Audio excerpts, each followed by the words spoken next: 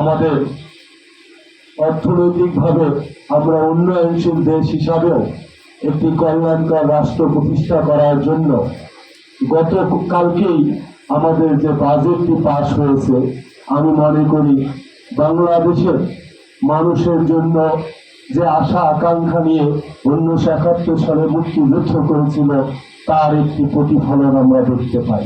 সবচেয়ে বড় বাংলাদেশের সকল উপজেলায় 50 শয্যা বিশিষ্ট হাসপাতালগুলোকে 100 শয্যা বিশিষ্ট হাসপাতাল করা হবে। এরকম বড় সাহসী পদক্ষেপ জিয়াউর রহমান এবং খালেদা জিয়ার উত্তরসূরি তারেক রহমান সাহেব বোধহয় আর কারো পক্ষে নেওয়া সম্ভব ছিল না। তিনি নিয়ে দেখিয়েছেন বাংলাদেশের জন্য তিনি কিছু করতে চান।